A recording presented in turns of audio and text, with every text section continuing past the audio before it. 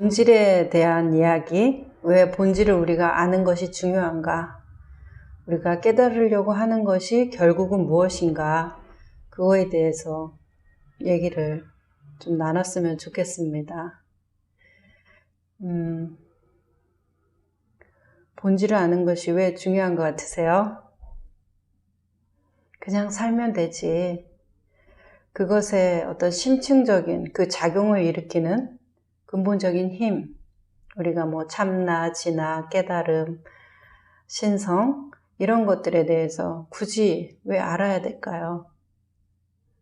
그리고 왜 그걸 알기 위해서 그렇게 많은 사람들이 오랜 세월 마음 공부도 하고 수행도 하고 그렇게 하는지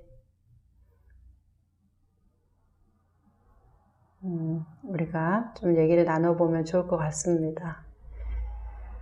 본질에 대한 이야기를 하기에 앞서서 우리가 생활 속에서 그것을 어떻게 풀어낼 수 있는가, 그리고 쉽게 이야기를 통해서 이해할 수 있는가, 그걸 좀 생각해 봤는데, 제가 사는 인천에는 며칠 전에 눈이 아주 많이 왔습니다. 그래서 아이들하고 함께 이렇게 눈사람도 만들고 좀 바깥에 산책도 했는데, 이제 요즘에는 그 눈사람 만드는 기계가 있나 봐요. 오리 모양도 있고 눈사람 모양도 있고 뭐 다른 모양도 있고 하던데, 이제 그 오리 모양으로 된 눈오리죠.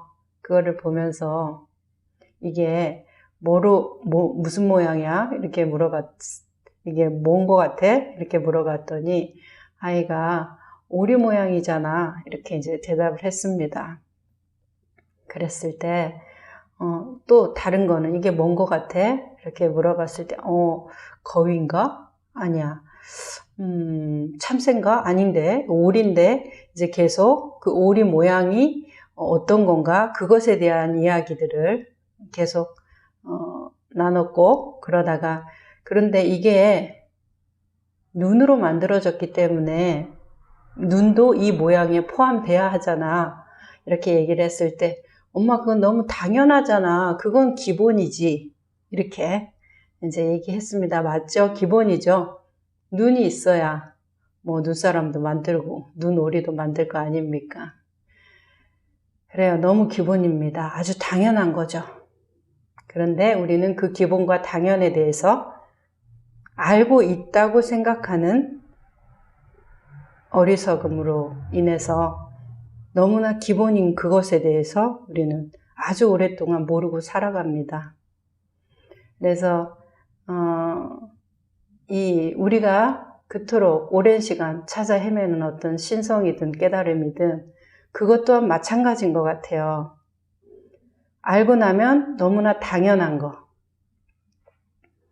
그건 너무 기본이라서 말할 필요가 없는 거, 그것이 전제돼야만이 모양도 있고 상도 있고 판단도 있고 망상도 일어날 수 있기 때문에, 그래서 너무나 당연하고 너무나 상식적이고 말할 필요가 없는 거, 그것에 대해서 우리는 이야기하고자 합니다. 그것이 본질이기 때문에 그래요. 그런데 그 본질은 정말 어려운 곳에 있거나 엄청난 수고와 노력을 들여야만 찾을 수 있는 것이 아니라 그냥 거기에 있다라는 것에 대한 인식만 있으면 된다. 왜냐하면 그 눈오리가 눈이 있음으로 인해서 일어난 거기 때문에 그 모양으로 알 수 있는 모든 것들은, 그 본질은 그냥 알 수가 있다라는 거예요.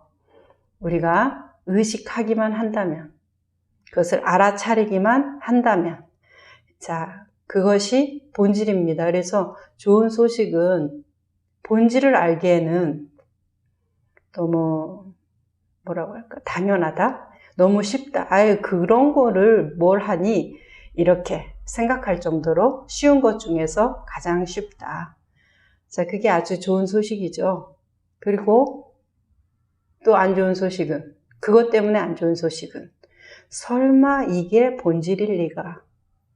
이렇게 누구나 알고 별다른 노력 없이 알고 아무나 알고 선한 사람만 아는 게 아니라 악한 사람도 알 수 있는 어떤 도덕적인 기준이나 차별이 없는 무차별적인 이것이 설마 이게 본질일 리가, 이러한 우리의 판단과 추측이 그것을 가로막죠. 너무나 당연한 것이기 때문에, 누구나 다 갖고 있을 수 있는 것이기 때문에, 누구나 다 갖고 있는 것이기 때문에 그렇습니다. 그러면 이게 왜 눈으로 만들어졌는가? 이 눈오리의 본질이 왜 눈인가? 그것에 대해서 왜 우리가 알아야 되는가? 그것은 이 본질을 알아야만이 우리가 그것으로부터 일어난 집착과 그 애착, 그 무지, 그런 것들로부터 자유로울 수 있다고 보여집니다. 예컨대 눈오리가 추운 날이 다 가면 따뜻한 햇살에 녹잖아요. 나는 눈으로 만들어진 눈오리인데 내가 녹으면 그 존재는 얼마나 불안하겠습니까? 나가 사라지는 거잖아요. 우리 육신이 사라지는 것을 두려워하듯이 눈오리도 그 형상이 나라고 믿을 때는 그 눈이라는 형태, 눈오리라는 형태가 사라지면 두려울 겁니다. 하지만 그가 본질을 알게 됐을 때 나는 눈으로 만들어졌고 눈은 물로 만들어졌다. 물은 강이 될 수도 있고 바다가 될 수도 있고 구름이 되다가 이슬이 될 수도 있고 나의 그 본질적인 형태가 여전히 유지되면서 모양과 상, 색 이런 것들이 바뀔 뿐이지 나는 어디에든 있고 무엇이든 될 수 있다. 어떤 형상에 집착되는 내 망상, 그것만 없다면, 이것이 나라고 하는 그 주장만 없다면 어때요? 자유로울 수 있을 겁니다. 눈오리는 겨울에도 행복하고 여름에도 행복할 거고 하늘에 있어도 행복할 거예요. 큰 바다가 돼도 그렇겠죠. 하지만 내가 이 눈이라는 형태를 유지해야 된다면 얼마나 나날이 불안하겠습니까? 그리고 이것에 얼마나 더 집착하겠어요. 그리고 사라져갈 때 뭘 바라겠습니까? 내가 정말로 추운 지방에서 영원히 변하지 않는 이 형태를 유지하기 위해서 그런 곳에 태어나기를 바랄 거고 거기에 맞는 조건을 꿈꿀 거고 더욱더 집착한 어떤 것을 희망할 거다.